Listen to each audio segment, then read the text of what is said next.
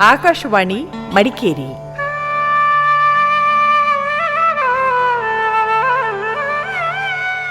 ಪುರಾಣಯಾನ ಪುರಾಣ ಪಾತ್ರ ಪರಿಚಯ.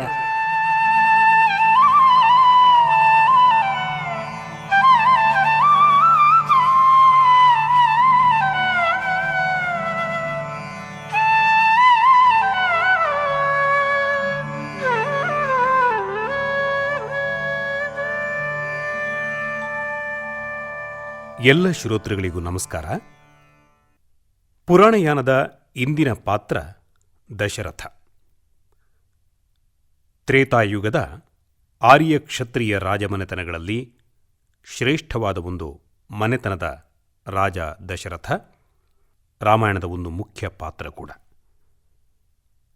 ಇವನದು ಸೂರ್ಯವಂಶ, ಇಕ್ಷ್ವಾಕು ಸಂತತಿ. ತಂದೆ ಅಜಮಹಾರಾಜ.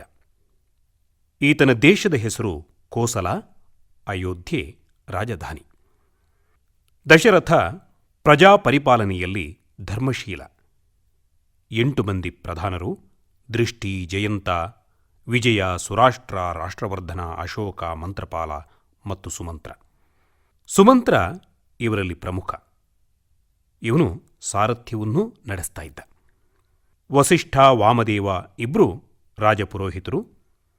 ಇವರಲ್ಲದೆ ಜಾಬಾಲಿ, ಕಶ್ಯಪ, ಗೌತಮ, ಮಾರ್ಕಂಡೇಯ ಮತ್ತು ಕಾತ್ಯಾಯನ. ಇವರಲ್ಲಿ ವಸಿಷ್ಠನೇ ಪ್ರಮುಖ.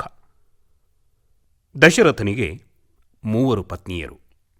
ಕೋಸಲ ದೇಶದ ಭಾನುಮಂತನ ಮಗಳು ಕೌಸಲ್ಯೆ, ಮಗಧ ದೇಶದ ಶೂರಸೇನ ರಾಜನ ಮಗಳು ಸುಮಿತ್ರೆ, ಕೇಕಯ ರಾಜ ಅಶ್ವಪತಿಯ ಮಗಳು ಕೈಕಯಿ.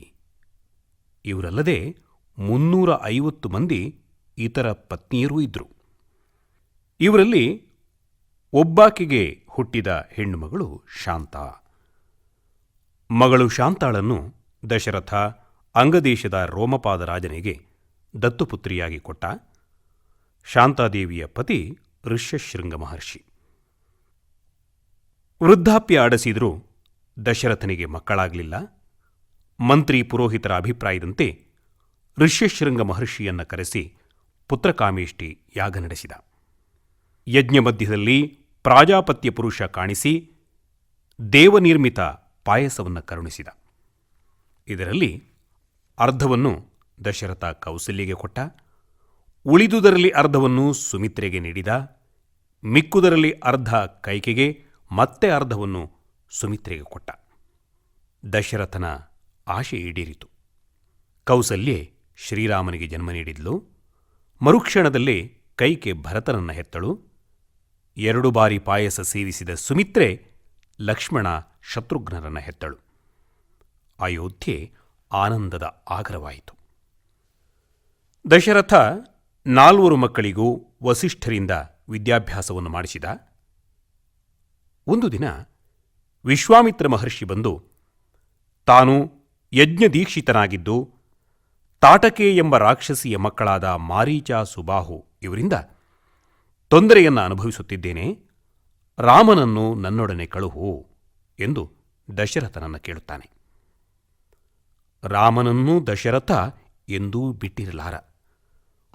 ಒಲ್ಲದ ಮನಸ್ಸಿನಿಂದ ದಶರಥ ರಾಮ ಲಕ್ಷ್ಮಣರನ್ನು ವಿಶ್ವಾಮಿತ್ರನೊಂದಿಗೆ ಕಳುಹಿಸಿಕೊಟ್ಟ. ರಾಕ್ಷಸರ ಉಪಟಳವನ್ನು ನಿವಾರಿಸಿ ಯಜ್ಞ ಪೂರೈಸಿದ ವಿಶ್ವಾಮಿತ್ರ ಇಬ್ಬರನ್ನೂ ಮಿಥಿಲಾ ನಗರಕ್ಕೆ ಕರೆದೊಯ್ದ. ಅಲ್ಲಿ ರಾಮ ಸೀತೆಯರ ವಿವಾಹವೂ ನಡೆಯಿತು. ಲಕ್ಷ್ಮಣ ಊರ್ಮಿಳೆ, ಭರತ ಮಾಂಡವಿ, ಶತ್ರುಘ್ನ ಶ್ರುತಕೀರ್ತಿಯರ ಮದುವೆಯೂ ಅಲ್ಲಿಯೇ ದಶರಥನ ಸಮ್ಮುಖದಲ್ಲಿ ನಡೆಯಿತು. 4 ಮಕ್ಕಳು ದಾಂಪತ್ಯ ಜೀವನವನ್ನು ನಡೆಸುತ್ತಾ ಕೆಲವು ಕಾಲ ಸುಖಿಗಳಾಗಿದ್ದರು. ವೃದ್ಧ ದಶರಥ ತನ್ನ ಹಿರಿಯ ಮಗ ರಾಮನಿಗೆ ಯುವರಾಜನಾಗಿ ಪಟ್ಟಾಭಿಷೇಕ ಮಾಡಲು ಸಂಕಲ್ಪಿಸಿದ. ವಸಿಷ್ಠರ ನಿರ್ದೇಶನದಂತೆ ಎಲ್ಲ ಸಿದ್ಧತೆಗಳೂ ನಡೆದವು. ಆದರೆ ಯಾರ ಬದುಕಿನ ಭಾಗ್ಯ ಯಾವಾಗ ಕುಸಿಯುವುದೋ ಯಾರು ಬಲ್ಲರು. ಮಂಥರೆಯ ಚಾಡಿ ಮಾತಿನಿಂದ ರಾಣಿ ಕೈಕೆ ಸಿಟ್ಟು ಮಾಡಿಕೊಂಡು ಕ್ರೋಧಾಗಾರವನ್ನು ಹೊಕ್ಕಳು. ದಶರಥನಿಗೆ ಕೈಕೆ ಎಂದರೆ ಪರಮ ಪ್ರೀತಿ. ಈ ಕುರುಡು ಪ್ರೀತಿ ಕೌಸಲ್ಯೆ ಸುಮಿತ್ರೆಯರನ್ನೂ ದೂರ ಮಾಡಿತ್ತು. ಅಳತೆ ಮೀರಿದ ದಶರಥನ ಪ್ರೀತಿ ಅವನಿಗೇ ಮುಳುವಾಯಿತು. ರಾಮ 14 ವರ್ಷಗಳ ಕಾಲ ವನವಾಸಕ್ಕೆ ಹೋಗಬೇಕು, ಯುವರಾಜ ಪದವಿ ತನ್ನ ಮಗ ಭರತನಿಗೆ ಸಿಗಬೇಕು. ಇದು ಕೈಕೆಯ ಕೋರಿಕೆ. ಹಳೆಯ ವರವನ್ನು ಕೈಕೆ ಈಗ ಕೇಳಿದ್ಲು. ವಾಗ್ದಾನ ಮಾಡಿದ್ದ ದಶರಥ ಒಪ್ಪಲೇಬೇಕಾಯಿತು. ಒಪ್ಪಿದ, ಕುಸಿದು ಬಿದ್ದ, ಮಗುವಿನಂತೆ ವಿಲಪಿಸಿದ. ತಿಮಿಧ್ವಜ ಅಥವಾ ಶಂಬಾಸುರ ಎಂಬ ರಾಕ್ಷಸನಿಗೂ ದೇವೇಂದ್ರನಿಗೂ ಒಮ್ಮೆ ಯುದ್ಧ ನಡೆದಿತ್ತು. ಆಗ ದೇವೇಂದ್ರನಿಗೆ ಸಹಾಯ ಮಾಡುವುದಕ್ಕೆ ದಶರಥನೇ ಹೋಗಿದ್ದನಂತೆ. ಕೈಕೆ ಜೊತೆಗಿದ್ಲು. ಶಂಬಾಸುರನ ಬಾಣದಿಂದ ಘಾತಿಸಲ್ಪಟ್ಟ ದಶರಥನನ್ನ ಆಗ ಸಂತೈಸಿದ್ದು ಕೈಕೆ. ಸಂತೋಷದಿಂದ ದಶರಥ ಅವಳಿಗೆ 2 ವರಗಳನ್ನು ನೀಡಿದ್ದ. ಆದರೆ ಬೇಕಾದಾಗ ಕೇಳುವೆನೆಂದು ಕೈಕೆ ಅದನ್ನು ನ್ಯಾಸರೂಪವಾಗಿ ಅವನಲ್ಲೇ ಇಟ್ಟಿದ್ಲು. ಆ ವರಗಳನ್ನು ಈಗ ಕೇಳಿದ್ದಾಳೆ. ದಶರಥ ಚಿಂತಾಕ್ರಾಂತನಾಗಿದ್ದಾನೆ. ಎಷ್ಟು ಬೇಡಿಕೊಂಡರೂ ಕೈಕೆ ಪಟ್ಟು ಸಡಿಲಿಸಲಿಲ್ಲ. ಕೌಸಲ್ಯೆಯ ಅಂತಃಪುರಕ್ಕೆ ಬಂದು ಗೋಳಾಡಿದ. ರಾಮ, ಲಕ್ಷ್ಮಣ, ಸೀತೆಯರನ್ನು ಸುಮಂತ್ರ ಕಾಡಿನಲ್ಲಿ ಬಿಟ್ಟು ಬಂದ ಎಂಬುದನ್ನು ಕೇಳಿ ದಶರಥ ಮೂರ್ಛಿತನಾದ. ಅವನಿಗಾಗಿ ರಾಣಿಯರು ಅತ್ತರು. ಪ್ರಜಾಜನರು ಕಣ್ಣೀರು ಹಾಕಿದರು. ಯಾವ ಕೌಸಲ್ಯೆ ಮತ್ತು ಸುಮಿತ್ರೆಯರನ್ನು ದಶರಥ ದೂರ ಮಾಡಿದ್ದನೋ ಅವರನ್ನೇ ಈಗ ಬಳಿ ಕರೆದು ಪ್ರಶಂಸಿಸಿ ರಾಮನನ್ನ ಆತ ನೆನಪಿಸಿಕೊಳ್ತಾನೆ. ಸುಮಿತ್ರೆಯನ್ನಂತೂ ಹಾ ಸುಮಿತ್ರೆ ತಪಸ್ವಿನಿ ಎನ್ನುತ್ತಾನೆ. ಕೈಕೆ ಎಂದರೆ ದಶರಥನಿಗೆ ಪರಮಪ್ರೀತಿ ಎನ್ನುವುದು ಅರಮನೆಯ ಗಿಣಿಗಳಿಗೂ ಗೊತ್ತಿತ್ತು. ಕೈಕೆ ಇದ್ರೆ ಇತರ ಪತ್ನಿಯರೊಂದಿಗೆ ಮಾತಾಡುವುದಕ್ಕೂ ದಶರಥ ಹೆದರ್ತಾ ಇದ್ದ. ಅಂಥವಳು ಈಗ ಅನಾರ್ಯೆ, ಶತ್ರು, ಸ್ಪರ್ಶಕ್ಕೂ ಯೋಗ್ಯಳಲ್ಲದವಳು. ಯೌವನ ಕಾಲದಲ್ಲಿ ಒಮ್ಮೆ ದಶರಥ ರಾತ್ರಿ ಬೇಟೆಗೆಂದು ಹೋಗಿದ್ದ. ಕೊಳದಲ್ಲಿ ನೀರು ತುಂಬುತ್ತಿದ್ದ ಯಜ್ಞದತ್ತ ಎಂಬ ವೈಶ್ಯ ತಪಸ್ವಿಗೆ ಆನೆ ಎಂದು ಭ್ರಮಿಸಿ ಶಬ್ದವೇಧಿ ವಿದ್ಯೆಯ ಮೂಲಕ ಬಾಣಪ್ರಯೋಗ ಮಾಡಿದ. ಯಜ್ಞದತ್ತ ಕೊನೆಯುಸಿರೆಳೆದ. ದುಃಖಪೀಡಿತರಾದ ಅವನ ಜನನೀ ಜನಕರು ನೀನೂ ನಮ್ಮಂತೆ ಪುತ್ರಶೋಕದಿಂದ ಸಾಯುವೆ ಎಂದು ಶಪಿಸಿದರು.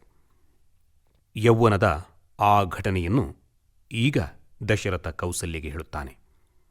ನತೇ ಮನುಷ್ಯ ದೇವಾಸ್ತೆ ಯೇ ಚಾರು ಶುಭಕುಂಡಲಂ ಮುಖಂ ಪ್ರಕ್ಷ್ಯಂತಿ ರಾಮಸ್ಯ ವರ್ಷೇ 15 ಪುನಃ. ವನವಾಸವನ್ನು ಮುಗಿಸಿಕೊಂಡು 14 ವರ್ಷಗಳ ಬಳಿಕ ಹಿಂತಿರುಗುವ ರಾಮನನ್ನು ಕಾಣುವವರು ಪರಮ ಭಾಗ್ಯವಂತರು. ಅವರು ಮನುಷ್ಯರಲ್ಲ, ದೇವತೆಗಳು, ಧನ್ಯರು ಎನ್ನುತ್ತಾ ಪುತ್ರಶೋಕದಿಂದಲೇ ದಶರಥ ಈ ಲೋಕವನ್ನು ತ್ಯಜಿಸುತ್ತಾನೆ. ಮಂಥರೆ ಎಂಬ ಕಿಡಿಯನ್ನ ಉಪೇಕ್ಷಿಸಿದ್ದರಿಂದ ಅದು ದಶರಥನ ಮನೆ ಸುಟ್ಟಿತು. ಮಂಥರೆ ಹಿಂಡಿದ ಹುಳಿಗೆ ಕೈಕೆಯ ಹೃದಯ ಎಂಬ ಹಾಲು ಒಡೆಯಿತು. ದಶರಥನ ಸಂಸಾರ ನುಚ್ಚುನೂರಾಯಿತು. ರಾಮನ ಪಟ್ಟಾಭಿಷೇಕದ ಬದಲು ರಾಮನ ಅರಣ್ಯವಾಸಕ್ಕೆ ನಿರ್ದೇಶನವಿತ್ತ, ತಾನೂ ಸತ್ತ.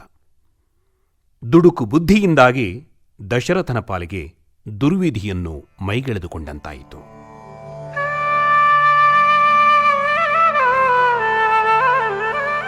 ಇದುವರೆಗೆ ಪುರಾಣಯಾನ ಕೇಳಿದಿರಿ. ಪ್ರಸ್ತುತಿ ಸುಬ್ರಾಯ ಸಂಪಾಜೆ.